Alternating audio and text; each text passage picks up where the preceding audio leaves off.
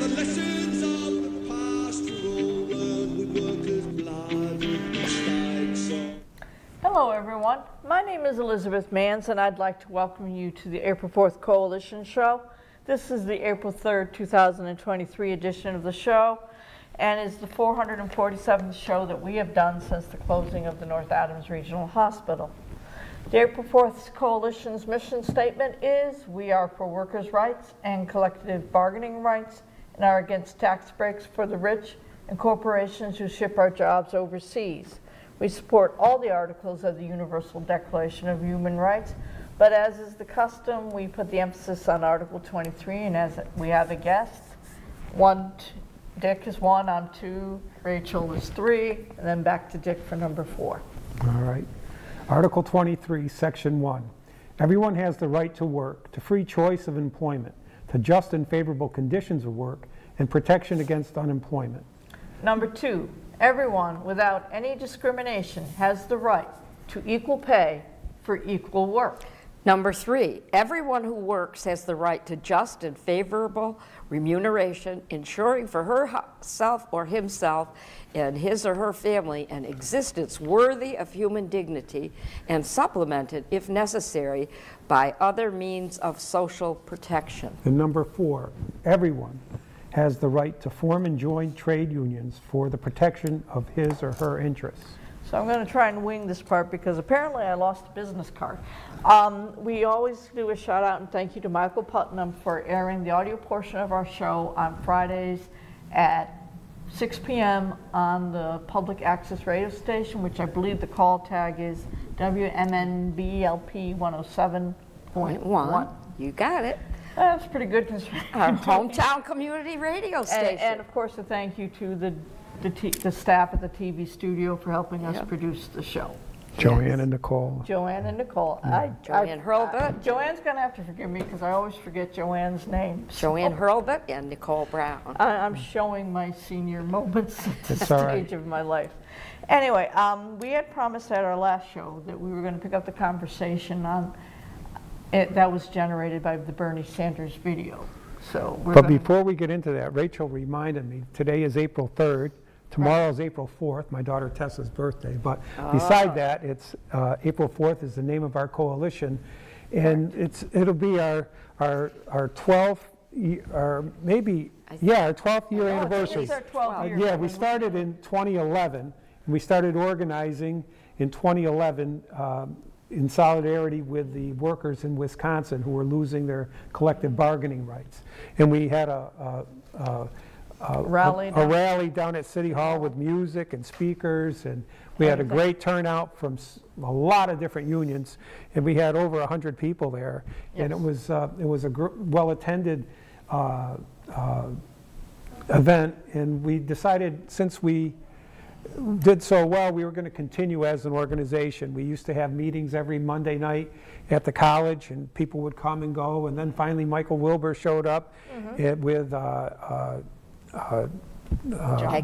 John, Right. and we decided to do a TV show. So we started doing a TV show. That was like 2 or 3 years later. We took us a couple of years. Yeah, we sponsored a concert up at the lake once. We had several forums. We had a couple of forums, and we also had we picketed when they closed the welfare office in North Adams. We also picketed when they closed the unemployment office in North Adams to let people know that we wanted more services. And then, of course, in 2014, when with 3 days' notice, they closed our hospital. We took that up as our charge, and we morphed with the North County Cares North Coalition. County. You are to be celebrated for this program and what you keep doing week by week, and all of us who are part of North County Cares Coalition, we are keeping that alive. March 28th, 2014. Last week was the 9th anniversary. Yes, it was. We are not going to stop talking about that because the need gets even more serious every year. Correct. Thank you to both of you. Yes, thank you. Thank you, Richard, for joining us this week again. So what we're going to do is rewatch that Bernie Sanders speech that he did in 2020. It was about a hospital being closed in Philadelphia. So let's watch that, and then we'll react to that and get back with our conversation. All of you know The possible closure of Hahnemann has nothing to do with health care. It has everything to do with greed, corporate greed. It is about a national health care system in America which is dysfunctional because its goal is not to provide health care to all people as a right, but is to make as much money as possible for the insurance companies, the drug companies, and in this case, real estate speculators. That is wrong.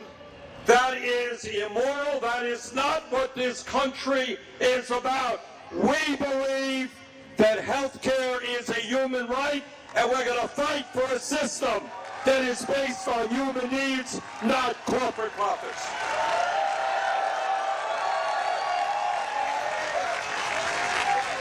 Health care is not a commodity to be bought and sold to the highest bidder.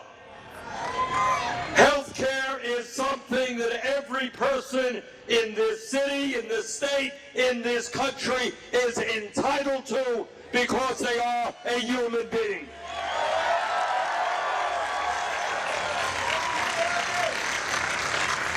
In the immediate moment where we are right now, we stand in solidarity with doctors, nurses, community groups, and local elected officials who are fighting to save Hahnemann from being destroyed by a real estate speculator. But what we must also understand is that this is not just a Philadelphia issue, it is not just a Vermont issue, it is a national issue.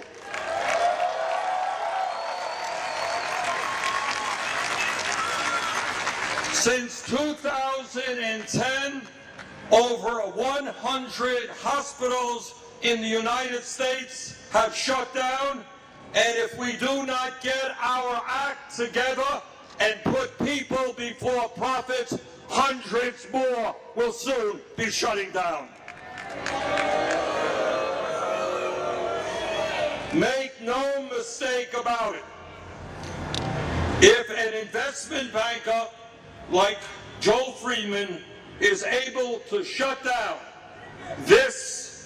Joel Friedman is able to shut down Hahnemann and make a huge profit by turning this hospital into luxury condos, it will send a signal to every vulture fund on Wall Street that they can do the same thing in community after community after community.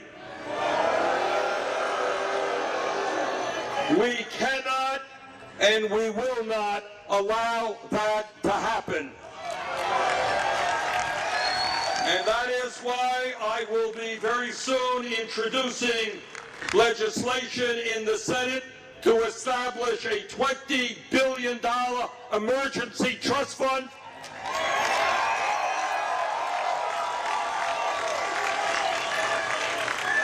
to help states and local communities purchase hospitals that are in financial distress.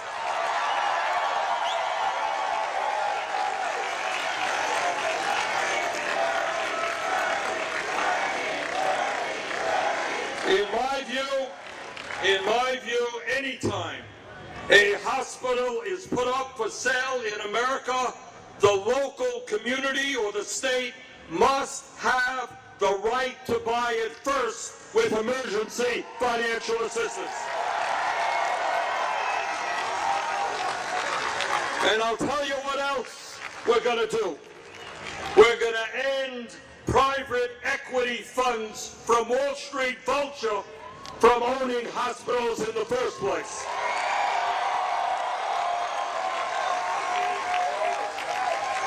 And I'll tell you what else we have got to do, and that is the United States must do what every every other major country on earth does, and that is guarantee health care to all through a Medicare for all single-payer program. Okay. Thank you, Bernie. That was stirring. I know that was 3 years ago, but It was it's 3 still years ago, and timely. I paged through. He said Handeman Hospital Yes. Doesn't exist anymore. doesn't exist anymore. He was unable to salvage it at the time, which tells you the power of greed in the medical industry and in the country and in the Senate. And that's not a knock on Bernie. It's just you can't get. Well, I will do a little knock on Bernie. You know, a speech like that. I'm very concerned about entrenched politicians. It's a good, you know, supposedly a good speech. But what are members of Congress and elected officials doing? And while this was going on, not much, because greed not seems- anything as far as I'm Well, concerned. Yeah. the way the system works, one individual senator can't change anything. What happens is they don't have a democratic system within the Senate. They have a minority rule system in the Senate. In So our you've got system, a systemic, structural problem right there. right, but I don't think just changing the names of the people who are there, because what's happened is we have so much money in our system that the people with the money use it to get the politicians that they want in office and to get their views across. A fine example of it, I was listening to Ralph Nader's radio hour this weekend, and he had someone on talking about the financial system.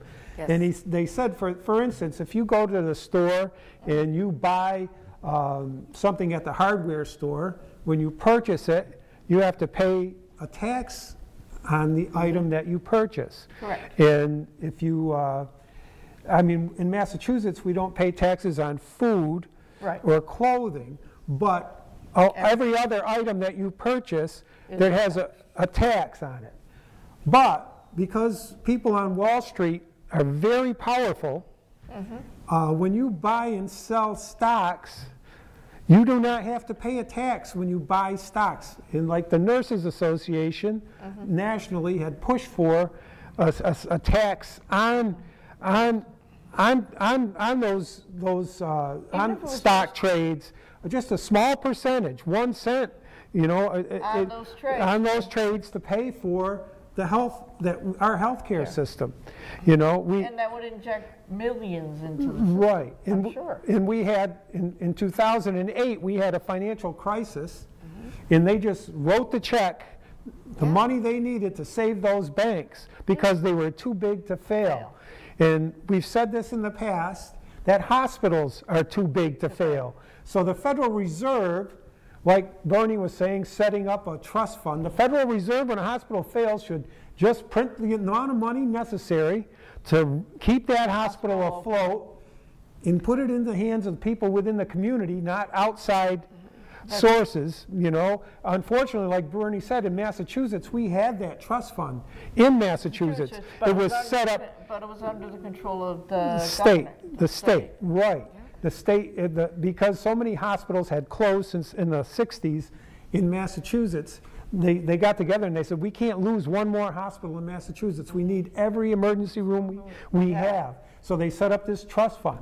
But unfortunately, we had a governor and we had local leaders who just went along with the idea that they were going to let Berkshire Health Systems buy this for a song and close our hospital down. They had the money to keep our hospital open. They just didn't have the political will to do it. Right. And then So that's why you know, this is multifaceted, obviously, but that's why I say entrenched politician. You got it. Yes, one person can change things. You got to speak up. You got to fight like hell. And you got to take the beating you're going to get when you do that. But you have to local up. You have to start undoing the systems that are not doing anything for the people. I mean, it's that simple and that complicated at the same time. But for me to find out that hospitals have financial arms for investment. That was another big problem in North Adams. We had a way to save our hospital. It was politicians, it was the money, but also there were financial arms to Berkshire Health System. Why? Hospitals are supposed to be nonprofit. You shouldn't have to be fighting for a critical care access or fighting for beds or fighting for an arm for addiction services or mental health services. It's Should all be right there.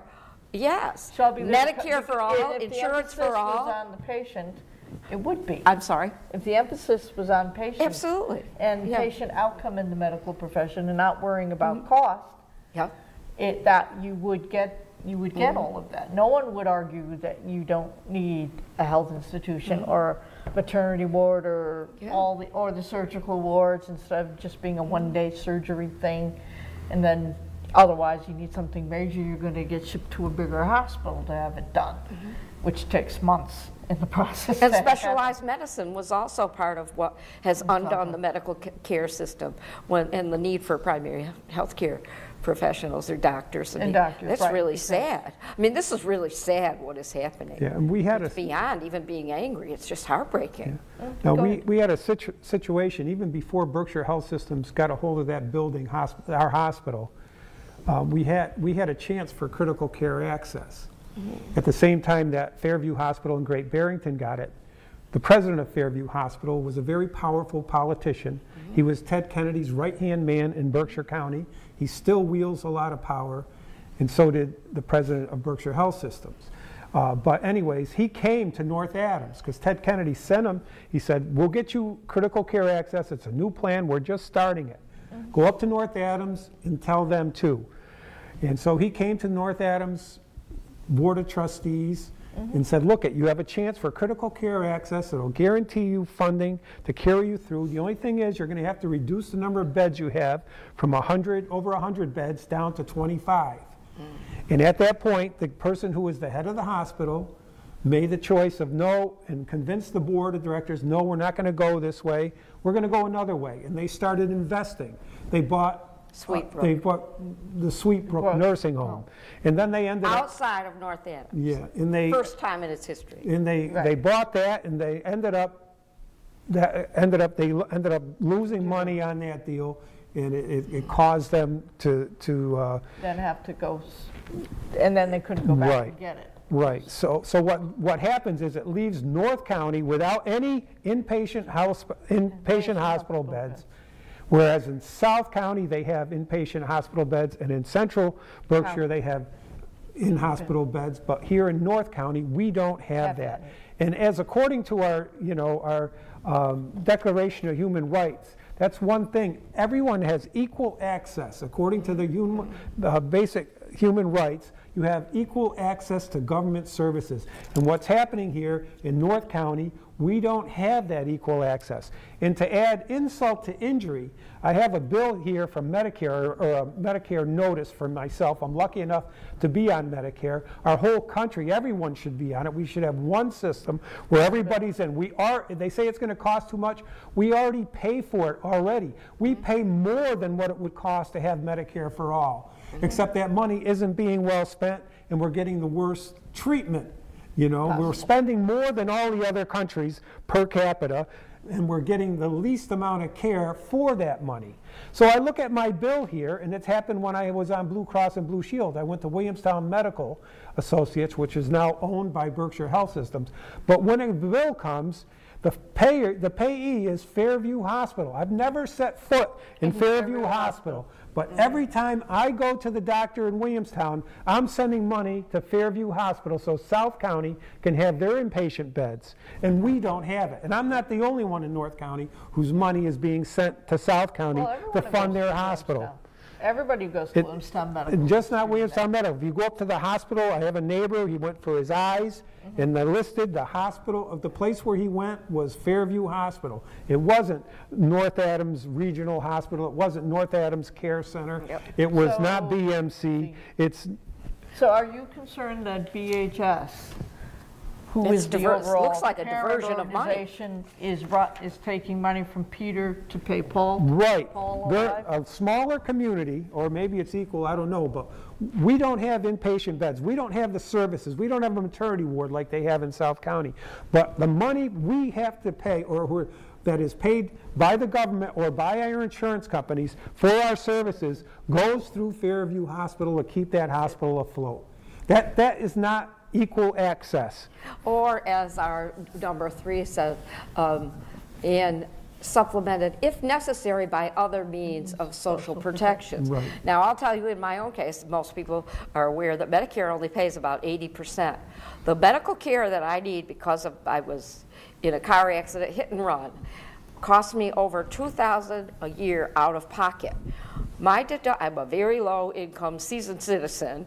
My deductible is $236. Out of my Social Security, they take another $160 a month. Why is that?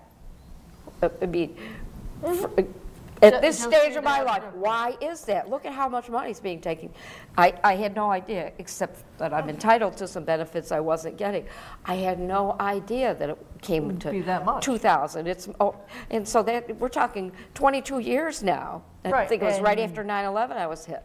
That's like $42,000. And I've known all along, being a state employee and being a retiree at this point, that the medical plans that we have, the only real perk or benefit to them is the fixed price that the state sets. Anybody who takes their insurance, that's all you pay, because the insurance companies have all kinds of deductibles riddled throughout them between the $5,000 annual, all your co-pays to different doctors, and they're tiered. And out this way, you can't find a tier 1 doctor so that you only pay $20. They're all tier 2 or tier 3. And then you have, I did the 5,000, and then you have the hospital emergency room fee of $200, and you have to be admitted to get that waived. And I mean admitted, not for observation, admitted as a patient. And there are limits on whether you can be admitted or stay. Quarterly $1,000 deductible for hospitals. If you go in for surgery, there's a quarterly $1,000 you got to do. So you rack all that up over the course of a year. It bankrupts you. You're never going to hit the I'm never going to hit that $5,000 Nor am I. deductible. So the only benefit And I can't afford a supplemental policy because it doesn't cover what I need. Right. I do acupuncture and massage therapy or for if the injuries that I find have. one, it would take half of your Medicare income by any chance. If you were to go to Humana or any one of the other supplementals, you would be paying I an can't afford a additional amount. supplemental.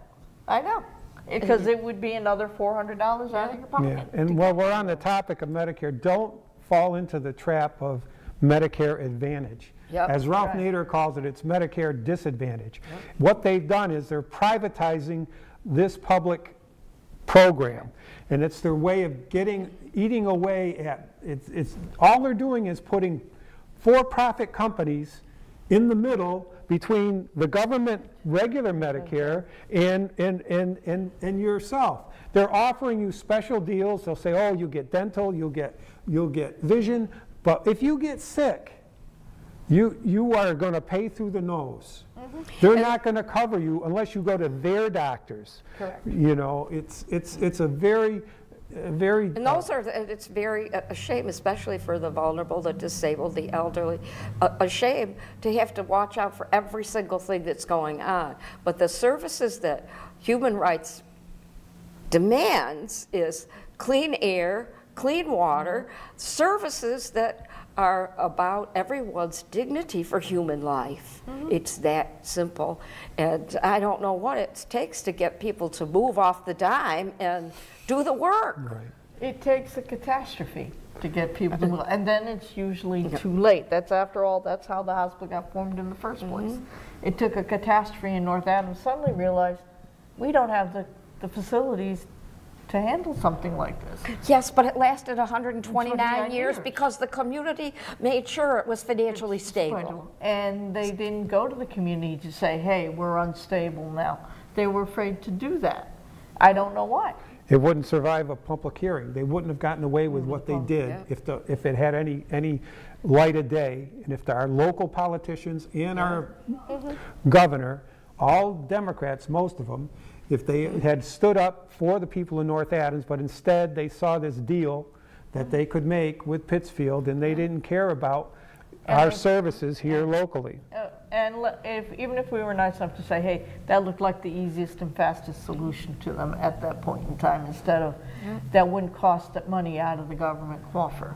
Well, I think it was more for that if North Adams Hospital was saved and a new owners were brought in, we might have associated with a bigger hospital in Boston, and all of a sudden that would have been a threat to Berkshire Health Systems, because that other hospital would have had a foothold in Berkshire County and would have been a threat to Berkshire Health System. So they wanted to more or less keep it local, keep control of the all. They wanted to keep the they monopoly. Have a monopoly It's in a Berkshire monopoly. in Berkshire County. And that is across so many arenas in the life in our country. The monopolies, you have to pay attention all the time. Yeah, they're constantly being informed. And of course, if the income inequality keeps growing, the people who are possibly could speak up and become part of the community organizing are exhausted just from trying to survive. And that's another way to attack the vulnerable. It is. And what we had was our hospital filed for bankruptcy, and the #1 lien holder, or the person who took the lead on this foreclosure, was Wells Fargo, a bank that in 2008 received billions of dollars from the federal treasury for their buyout after they bought Wachovia out. And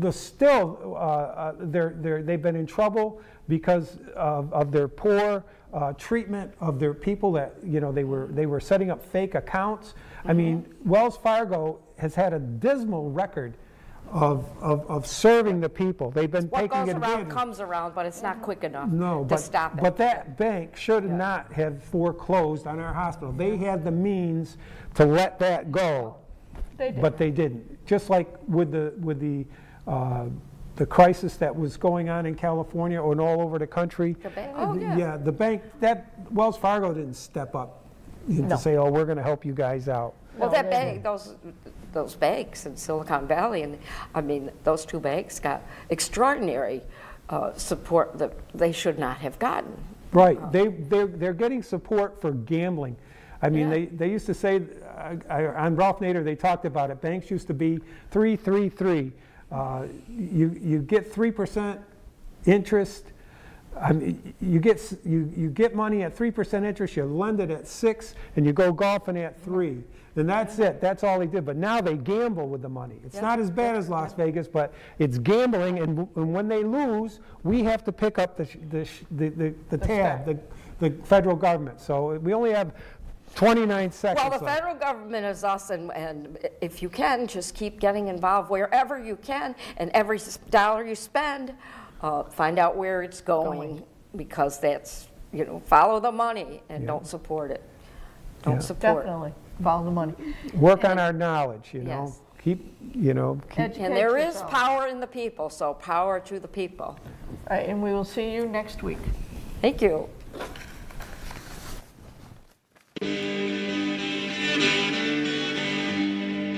There's power in a factory, power in the land, power in the hand of the worker. But it all amounts to nothing if together we don't stand. There is power in our union. Now the lessons of the past are all learned with workers' blood. Mistakes of the bosses we must pay for. From the cities and the farmlands to trenches full of mud.